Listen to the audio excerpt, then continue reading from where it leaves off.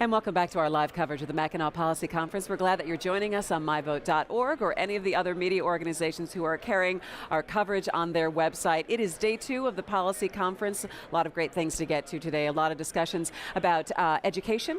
And also we want to focus a little bit right now on the role of foundations, not only in the state of Michigan, but especially in Southeast Michigan and specifically in Detroit during this entire bankruptcy process and really the entire transformation process that the city is undergoing. And joining me right now is Faye Nelson. She is the president of the DTE Energy Foundation, and Katy Locker, who's the program director for the Knight Foundation. Ladies, thanks so much for joining me. I appreciate it. Thank you for having us. It's been an energetic, I think, first day or so here on the Mackinac Policy Conference. So Faye, I want to ask you, give me your impressions of what some of the conversation has been like around here.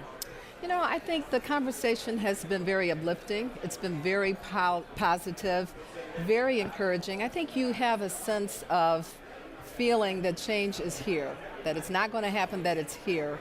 And you hear it in the side conversations, the conversations on the porch, even in the presentation. So I've been coming up to this conference a very long time, and I can tell you that it has been quite an enlightenment to feel the energy and certainly experience the great weather. No 50 degrees here. No. So Katy, would you agree that the feeling is that we've finally gotten to a certain point, instead of saying we're going to get there, that there seems to be some kind of shift?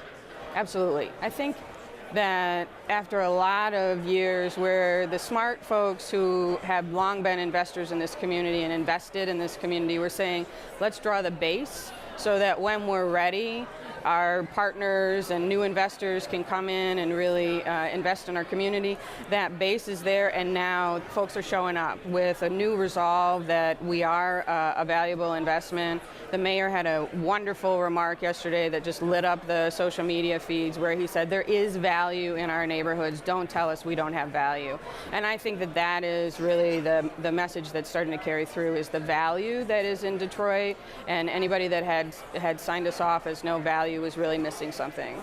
A lot of the headlines that have come out in the transformation of the city has also been the help that has come from foundations. And before we get into some of the specifics, I want to ask each one of you if you could just share a little bit about some of the specific programs that your foundations are working on right now. Like what's going on at DTE, Faye? You know, DTE Foundation has been extraordinary just in terms of its support of all of the communities that we serve, quite frankly, throughout the state, but most specifically in Detroit. We are so much a part of this community, its fabric, and we believe that there is a critical role that we should be playing with regard to our partners from a public-private partnership perspective.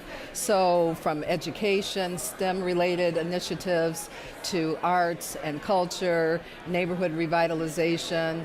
I mean, we are really working very hard and very aggressively to do what we believe we can do well, which is partner to make the city a better place to be. Katy, tell us a little bit about what you're working on at Knight. Sure. The Knight Foundation is a national foundation, but we like to say we have deep local roots. And given that the Knight brothers had a newspaper right in the heart of the city of Detroit, Detroit's one of our investment communities. And we invest in journalism. We actually invest in the Detroit Journalism Cooperative that's helping tell the story of what's happening in Detroit right now.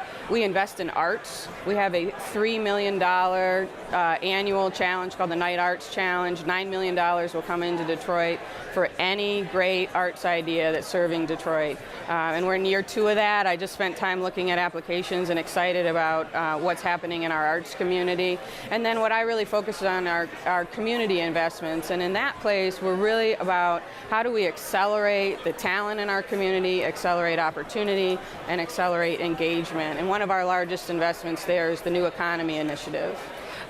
Faye, we talk a lot about collaboration and partnerships and how that actually executes in the city of Detroit. Talk to me a little bit about how you think the foundation community has changed. And I know that you're new to the foundation community, but you have worked so long and hard on the Detroit Riverwalk Conservancy. But tell me how you think the foundation community has become an important part and more so, I think, in the last 3 years than we've ever seen before, an important part of the comeback of Detroit. I think that what we are looking at is a real shift in paradigm in terms of how communities are supported.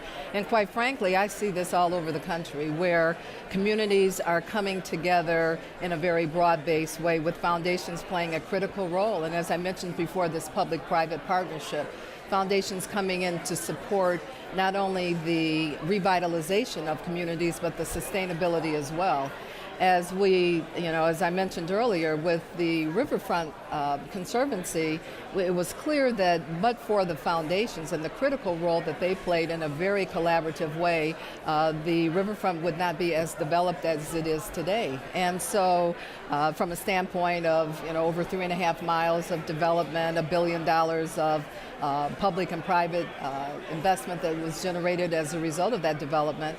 And so with the DTE Foundation, I see the same thing in terms of the importance of collaboration, the importance of being strategic and being able to accomplish meaningful investments by way of working together with our partners, the Knight Foundation, Skillman, and others, in order to focus on how can we best deliver a result that will have the greatest impact. So trying to do it on your own is not going to achieve anywhere near as the impact unless you are working from a collaborative standpoint. And do you think that we're finally getting to that point, Katy, that everyone is finally in on that conversation and no one is being territorial about where they're helping out, but there is more of that communication and collaboration?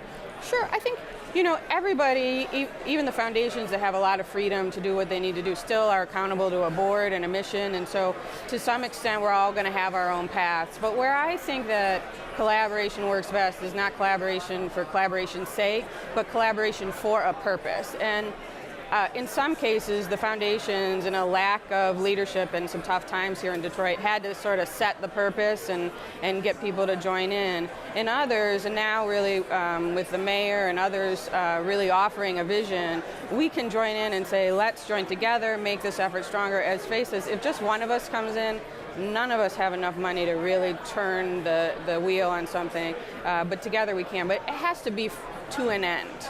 And the Riverfront's a perfect example. A lot of conversation over the last couple of days about education, and there's no one foundation that's making the education work happen. It's a group of foundations doing that. And it is going to be so interesting to continue to see Detroit's story unfold over the next couple of months and really the next couple of years. Katy Locker, Faye Nelson, thanks so much for joining me. I truly appreciate it. Enjoy the rest of your time here on the island. Thank you.